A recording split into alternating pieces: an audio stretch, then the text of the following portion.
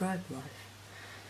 Now in the last few videos I showed you more or less a complete alphabet in the Uncial hand, from A to Z, or Z if you're American. But in this episode what I'm going to do is give you an idea of what an Uncial looks like when actually used in text. So I'm going to do that by demonstrating a Pangram. So I've written it out for you here. For those of you unfamiliar with what a Pangram is, if you can not already tell from here, it's just a sentence that has all of the letters in a given alphabet, so all of the letters of the English alphabet here. I'm sure you've heard of another one. A quick brown fox jumps over the lazy dog, or dogs, whichever one, I can't remember precisely. I have a bit of a terrible memory with that one for some reason. But I just like this one because it's a bit silly, and I just prefer because it's different to the go-to one. So I'm just going to show you how it looks written out, and go letter by letter just to reinforce for you how the letters are made. So here we go, as soon as I can get the ink to start flowing properly in this pen. Just take it slow, there's no race for completing these. I'm personally painfully slow when I do calligraphy because I just like to try and get the best letter form that I can when completing it, just because there's nothing quite as lovely as seeing a page of just beautiful sort of clean calligraphy, I guess. Sort of that thin line between where the calligraphy looks like it could have been written by a machine and where it's clearly done by a human. Now, as I move on to the next letter, it's a good point to discuss spacing. Now you'll notice here in this one that the letters are quite close together, and that's totally fine. I'm sure in some, quite sure in some of the books that I studied from, they recommend that you keep the spacing quite even, and I think there were even particular rules on how far to have each letter, but I've tended to just eyeball it. And from what I remember, back in the day when they first were designing these hands, the idea was to try and get as many words into a page as you could because resources were quite expensive, and you just got more bang for your buck having the letters quite close together. So you'd be surprised how close you can get them together. The exception being, and I'll show you here, it being between words rather than between letters. Now between words you really do want to have maybe about half a letter space at least between one word and the next, because otherwise what's going to happen is you are going to have words running together and you're just going to confuse the poor bugger who's reading your work, because they won't know where one letter, or one word ends and the next begins. Now, as I was doing the first demonstration here earlier for you off camera, it came to my attention that I may have given a little too little space between lines. So apologies if I've given you a bit of a bum steer there, so to speak. I've just measured about 1 millimetre, maybe 2 millimetres between each line. Clearly, you could really do with at least 3 or 4. So, retrospective apologies to all of you who have been watching my previous videos. It seems to work before now, but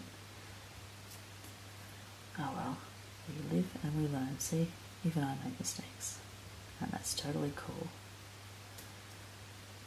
We're all learning, no matter how long we've done this for.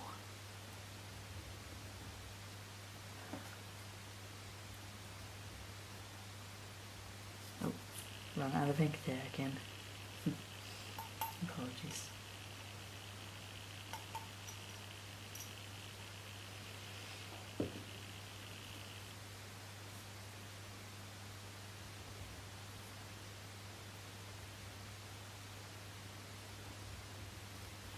Can't remember if I've done that the wrong way around.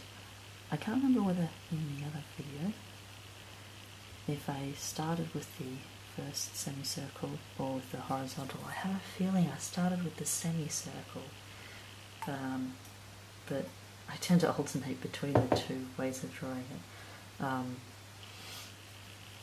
So the style's not the way that you actually do each stroke, the order I should say, may not necessarily be prescriptive. See, there we go. Exactly what I'm talking about in terms of me not giving enough space between the lines. I may have also just done that letter a little bit too big, but oh well. There's a few wacky letters in this. Oh my goodness. I've gone and made a mistake. I've missed a letter. That will happen. That will happen.